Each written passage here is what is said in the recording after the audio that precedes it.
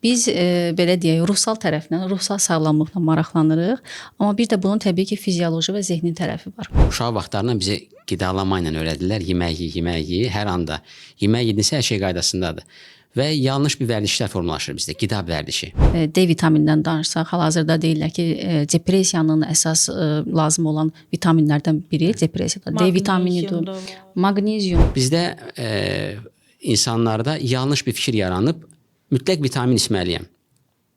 Doğru deyil əslində qalsa. Bədən özünü yeniləyir və buna ehtiyacı var. Bunu siz praktikalarda istifadə edirsiniz, bu metodu və necə istifadə edirsiniz?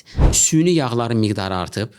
Yəni qidalarımızın demək olar ki, hamısına süni yağlar qatışıb. Bədənin belə özünü qoruma mexanizmasının bu qədər mükəmməlliyini məncə izah etmək. Sağlam qidalanma dediyimiz vitamin qəbulu deyil. Keyfiyyətli, balanslaşdırılmış qida və beynin rahatlığı. Bəzən əslində psixoloji seanslarda belə deyirik ki, bir ara ver, dayan və o zaman o böyük rəsmi görəcəksən. Əslində bədənimizdə də elə eləmək lazımdır. Biz bədənə ona imkan vermirik axı, bədən əsl reallığa görək. Biz istədiyimizi göstərdiririk. Mən nə istəyirəm?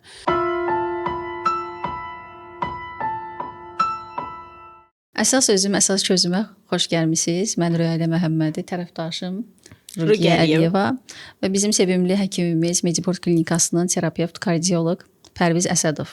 Salamlar. Xoş gördük hamınızı. Mən istərdim sizdən soruşum, doktor, hal-hazırda belə deyək, bizim bədənimizin, özümüzün balansda olmağımız lazımdır. Biz belə deyək, ruhsal tərəfdən, ruhsal sağlamlıqla maraqlanırıq, amma bir də bunun təbii ki, fizioloji və zehni tərəfi var. Siz bu barədə təcrübələrinizdən, yaşadıqlarınızdan və bilgilərinizdən bizə nəyi ötürə bilərsiniz bu zehni sağlamlıqla bağlı? Zehni sağlamlıqla bağlı, yəni bədənimiz, həyat tərzimiz yoxsa qida tərzimizdə? Yəni nəyə vurğulamaq istəyirsiniz? Məncə hamısı bir-birinə əlaqəli deyilmi? Məncə bəli. İlk vurğulamaq istədiyiniz belə deyək, əsas şeylər nədir? Biz nəyə diqqət edirik? Əslində qalsa sizlər tez-tez müdaxilə edirsiniz deyə, yəni qidalanmaya müdaxilə edəcəm. Qidalanmada bizim əsas toplunun xoşladığı sahədir qidalanma.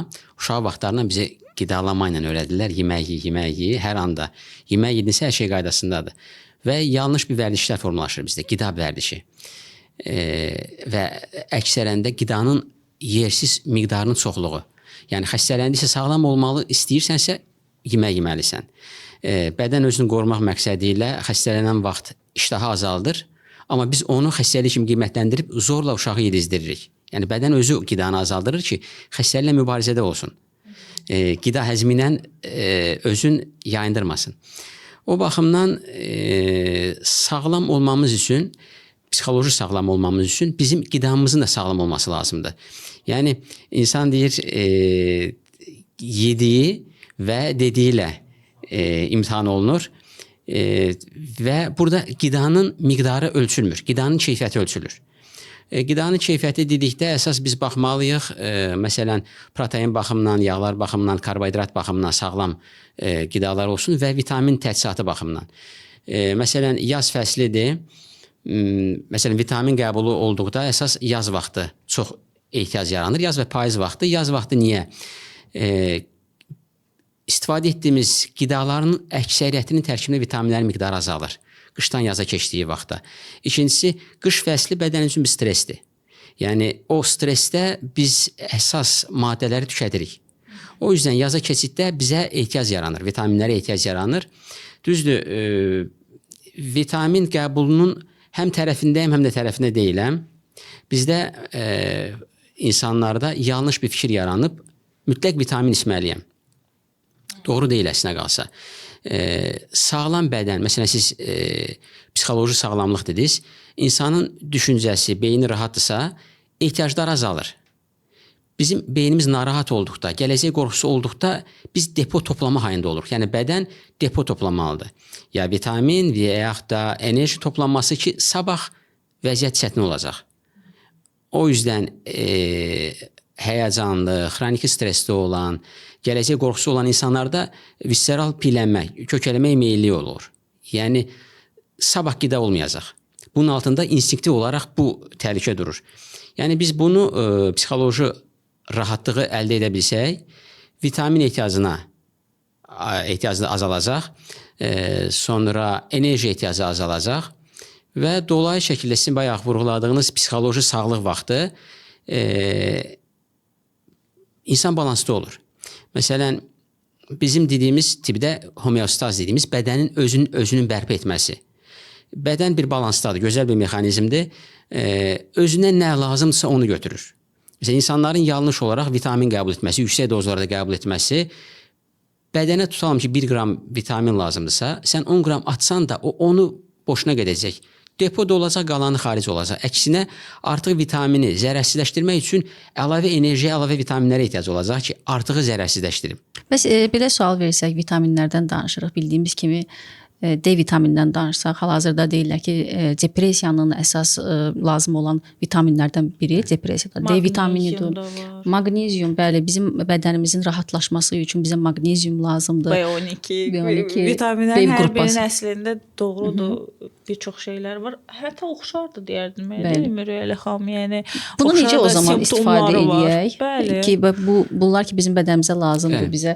Biz bunu praktikalarımızdan görürük. Hətta da həqiqətən də D vitamini azlığında insanların depressiyaya meylli olması, hətta bu fəsil depressiyaları deyək, fəsil dəyişir. Bunu doğru şəkildə harda necə istifadə edək? Siz bayaq dediniz. Şeydir, necə yoxlaya, yəni necə deyim, bunun özlərində tam şəkildə bilməliləri ki, hə, məndə vitamin, əslində mənim problemim yoxdur, psixoloji. Vitamin çatışmamazlığından mən bunu yaşayıram. Bunu da necə bilsinlər? Hətta yuxusuzluğun içərisində maqneziumun əksikliyi də var, doğru deyilmi? Yəni suallar çox oldu deyə düşünürəm. Ümumi bir fikirlərimi deyəcəm. Hətta D vitamini haqqında son zamanlar sosial şəbəkələrdə yazılır ki, güya bir yanlış bir təbliğatdır, dərman istehsalçılarının təbliğatıdır, D vitamini satılsın filan olsun. Yəni ondan bahalı dərmanlar da var, bu qədər təbliğata aparılmır. Nə oldu birdən-bir D vitamini haqqında danışıldı? Problem nədədir? Bəli, D vitamini lazımdır. D vitamini içilməlidir. Məsələn, əksər vitaminlərin içilməsinin əleyhinə olduğum halda D vitaminin tərəfindəyəm. Nədən? Məsələn, vitaminlərin bəziləri bədəndə istehsal olunur. Bizim öz bədənimiz vitamin istehsal edir. Əsas bunlar suda həll olan vitaminlərdir bağırsaqda, bağırsaq florasının hesabına. Amma D vitamini düzdür bədəndə istehsal olunur. Amma D vitamini istehsal olunması üçün həm keyfiyyətli xammal lazımdır. Keyfiyyətli xammaldan savayı da ultrabənövşəyi şüa lazım, günəş şüası lazımdır. Bugün bizim ofislərdə oturduğumuz vaxtda artıq ultrabənövşəyi şüanı almırıq. Ultrabənövşəyi şüa dediyimizdə günəşin zenitdə olduğu vaxtlar, təqribi 12, 1, 2, 3 bu aralarda. Yəni hansı ki o vaxtlar bizim havada olmamız məsləhət görülmür. D vitamini əsas ultrabənövşəyi şüanın çox olma miqdarı. Ondan savayı keyfiyyətli qida aldıq, ultrabənövşəyi şüa aldıq, yaxşı. Mənim bağırsağım qaydasındadırmı? Nəzərə alsaq ki, D vitamini yağda həll olan vitaminlərdəndir. Bunun bədənə sorulması üçün xüsusi maddələr lazımdır. Məsələn, mənim mədə-altı vəzim öd kisəm normal işləməlidir. Mən normal öd ifraz etməliyəm. Həmən o D vitamini yağlarla birləşir.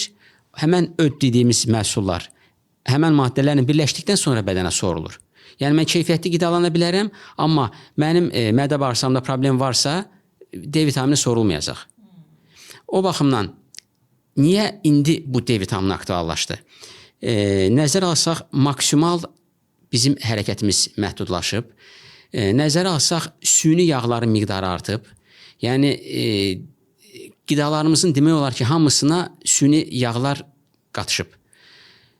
Hər adamın da təbii yağlar alma imkanı yoxdur. O yüzdən məcburən, bəli, kənardan süni şəkildə biz vitaminlər almaq məcburiyyətinə qalırıq. Yaxşı, D vitamini aldıq. D vitamini sizin psixoloji sahəyə təsir edilir. Araşdırıldı ki, beyində D vitamini qəbul edən xüsusi reseptorlar var. Və onların həmən o reseptorlarla təmas vaxtı serotonin, dopamin və digər əhval-ruhiyyədə və yaxud da psixoloji durumda iştirak edən maddələr ifraz olunur. Yəni D vitamini azlığı birbaşa psixoloji duruma təsir göstərir. İmmun sistemə təsir etməsi, iltihabın azalması, sərbəst radikalların azalması da beyinə təsirdəndir. Yəni Amma tək D vitaminimi yox. Məsələn, D vitaminini əsas götürürdülər kalsium mübadiləsində, yəni rahit xəstəliyinin profilaktikasında, amma araşdırılır ki, tək D vitamini bədənə düşdükdə qandakı kalsinin miqdarını qaldırır. Amma bizə lazımdır ki, kalsi toxumalara çöksün. Bu yüzden bədənə artıq K2 vitamini də lazımdır. Onunla yanaşı maqnezium da lazımdır. Yəni bunlar olmadığı təqdirdə biz sadəcə qan dövranında axan kalsinin miqdarını qaldırırıq və o da gələcəkdə başqa fəsadlar yaradır. Yəni insanların sadəcə məlumat əldə edərək yanlış şəkildə vitamin qəbul etməsi xeyirdən daha çox fəsadlara verir. Məsələn, böyrək daşlarının yaranması, öd kisə daşlarının yaranması, aterosklerozun sürətlənməsi yanlış vitamin qəbulu fonunda da arta bilir. O baxımdan, yəni sağlam qidalanma dediyimiz vitamin qəbulu deyil. Keyfiyyətli, balanslaşdırılmış qida və beynin rahatlığı. Bəs bayaq siz vurğuladınız ki, bədən özünü yeniləyir və buna ehtiyacı var. Bunu siz praktikalarda istifadə edirsiniz, bu metodu və necə istifadə edirsiniz? Yoxsa bir sirdirmi bu? Bu metodu hələ indi nəzərə alsaq ki, müsəlman aləmində orucluq ayıdır, Ramazan ayıdır və oruc tutulur. Biz xoşlayırıq ki, məsələn, dinin buyurduqlarını çox vaxt biz yerli kimi qiymətləndiririk, amma böyük bir tarix hissəsi var. Min illərlə bu göstəricilər insanlar bu həddə gətirib və birdən-birə müasir tibb onu gerisi qiymətləndirir. Və 90-cı illərdə Yapon alimi, adını bilmirəm, yəni əsas onun işidir, bizə töhfə verən apoptoz haqqında, yenilənmə haqqında, bədənin özünü nəzarətli şəkildə məhv etməsi haqqında bir araşdırma etdi və təqribi xatırladığım 2016-cı ildə Nobel mükafatı verildi həmən alimə. Və o nə edir?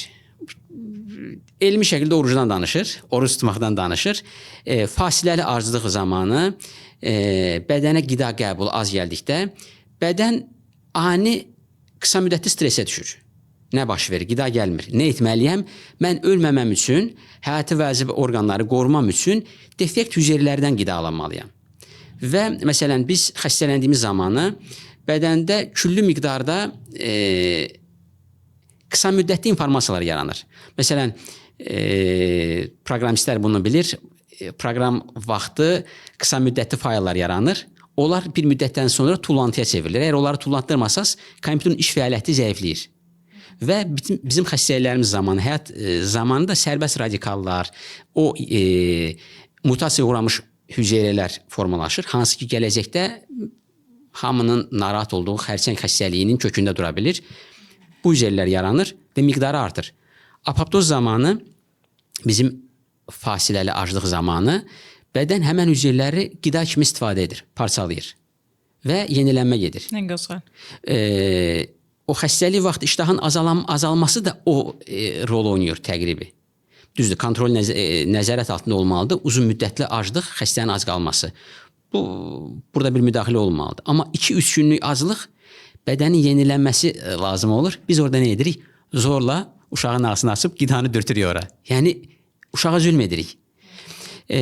Fasiləli aclıq, bəli, böyük rolu var. Və nə gözəl ki, indi həmən aydayıq.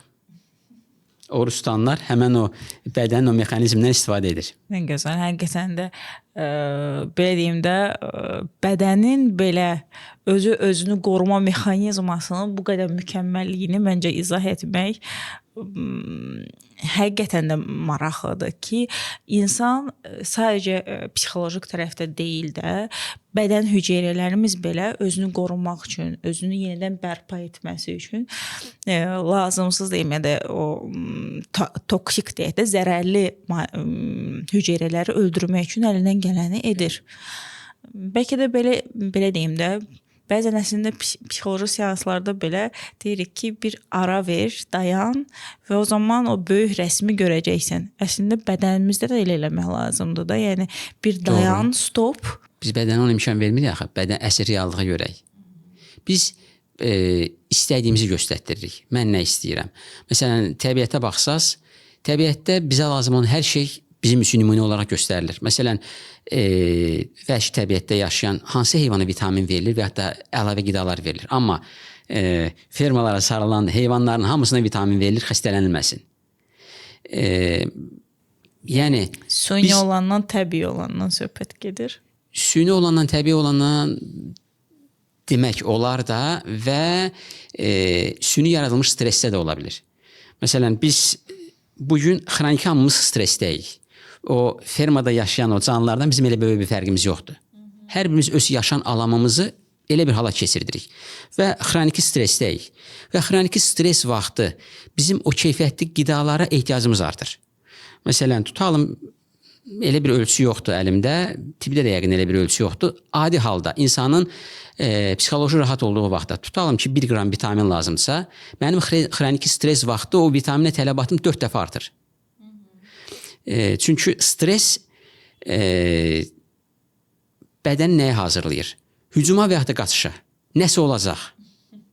Ya şiarımı tutacam, ya da ki hücum edəndən qaçacam. Amma bu gündəlik həyatımızda bunların heç birisi yoxdur. Biz oturaq yerimizdəyik. Stressimizi atmaq olmaz, ayıbdır. Hücum edə bilmərik, işdən qovulacaq. Və bu tip şeylər stres xronik stressdəyik. Və bu xroniki stresslər bizim gələcək illərimizə ayrılmış ehtiyat qüvvəmizi tükəndirir. Vaxtdan tez qocalma, xəstəliklərin artışı. Nə edə bilərik? Həyat missiyamızı bəlkə də bilsək. Çünki bizim bugün həyat missiyamız tam yayınıb.